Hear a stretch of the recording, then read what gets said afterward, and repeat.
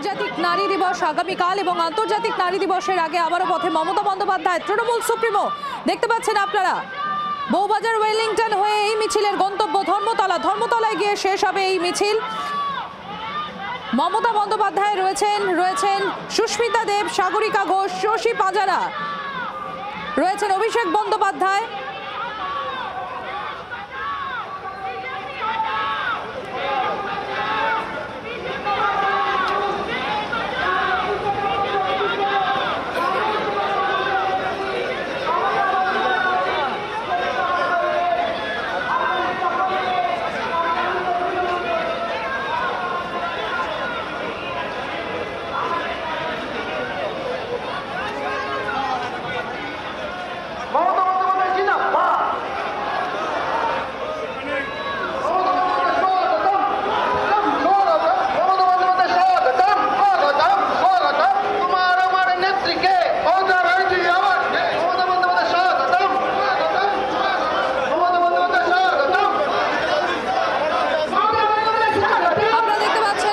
মমতা বন্দ্যোপাধ্যায়, অপরদিকে অভিষেক বন্দ্যোপাধ্যায় আজকের তৃণমূল সুপ্রিমো এবং তৃণমূল কংগ্রেসের সর্বভারতীয় সাধারণ সম্পাদক মিছিলে তারা পা মিলিয়েছেন আন্তর্জাতিক নারী দিবসের আগে। আগামীকাল আন্তর্জাতিক নারী দিবস এবং তার আগে আবারও পথে তৃণমূল সুপ্রিমো।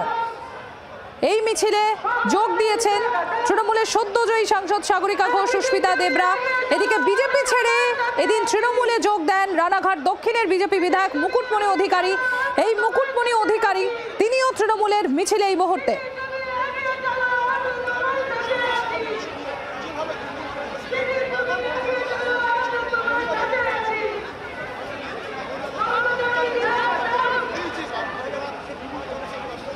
শ্রেয়সী গঙ্গোপাধ্যায় আমাদের প্রতিনিধি রয়েছেন আমাদের সঙ্গে। শ্রেয়সী, মিছিলের অবস্থান কোথায়? দেখো, এই মুহূর্তে মিছিল এসএন ব্যানার্জি রোড ধরে ধর্মতলার দিকে এগোচ্ছে এবং আর কিছুক্ষণের মধ্যেই কিন্তু ধর্মতলায় মিছিল পৌঁছে যাবে এমনটাই কিন্তু মনে করছে। কারণ প্রচুর মানুষ রয়েছেন এই মিছিলে এবং এই মিছিলের নেতৃত্বে মমতা বন্দ্যোপাধ্যায় রয়েছেন। তার সঙ্গে কিন্তু তৃণমূলের অন্যান্য যারা মহিলা নেত্রী যারা রয়েছেন তারা রয়েছেন সঙ্গে। এবং এই সঙ্গে সঙ্গে কিন্তু এ রাজ্যের মহিলাদের জন্য যে বিভিন্ন ধরনের প্রকল্প সরকারের তরফে আনা হয়েছে সেই প্রকল্পগুলোকে উল্লেখ করে বিভিন্ন পোস্টার, ব্যানার কিন্তু রয়েছে।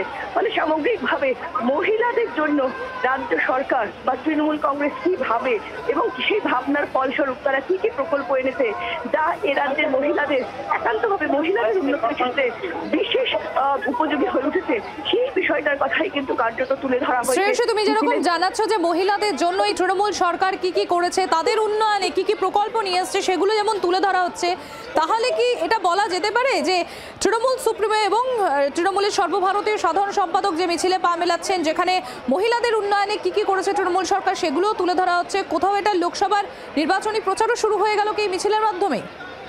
দেখো, মহিলা দিবসকে সামনে রেখে কিন্তু কার্যত প্রায় প্রত্যেকবারই মমতা বন্দ্যোপাধ্যায় তিনি মহিলা দিবসের দিন অর্থাৎ 8 তারিখে তিনি এরকম একটা পদযাত্রা করেন।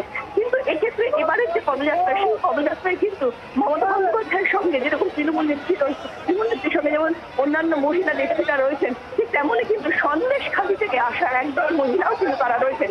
আমরা জানি যে সাম্প্রতিককালে সন্দেশখালী যে ঘটনা, সেই ঘটনার পরিপ্রেক্ষিতে গোটা দেশে বিরোধী রাজনৈতিক দলগুলো, তৃণমূল বিরোধী যে রাজনৈতিক দলগুলো, সেই রাজনৈতিক দলগুলোর কাছে কিন্তু প্রবল আলোচিত এবং সমালোচিত হয়েছে তৃণমূল কংগ্রেস।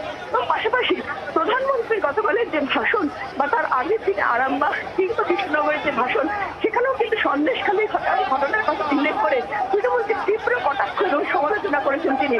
ফলে সেই জায়গা থেকে দাঁড়িয়ে আজকে সন্দেশখালীর মহিলাদের সঙ্গে নিয়ে কিন্তু কার্যত এই মিছিলে হাঁটছেন মমতা বন্দ্যোপাধ্যায়।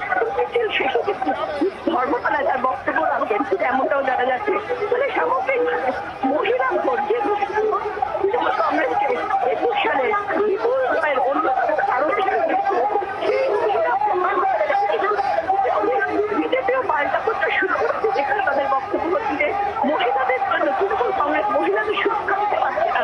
সেই জায়গা থেকে দাঁড়িয়ে আজকের মিছিল থেকে মমতা বন্দ্যোপাধ্যায় নেতৃত্বে সেই মিছিল থেকে মহিলাদের জন্য তৃণমূল কংগ্রেস যে সরকার, সেই সরকার কিছু কাজ করেছে।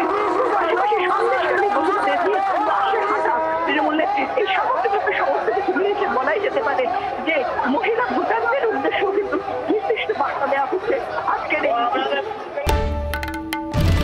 বাংলার আওয়াজ, বাঙালির আবেগ জি 24 ঘন্টা।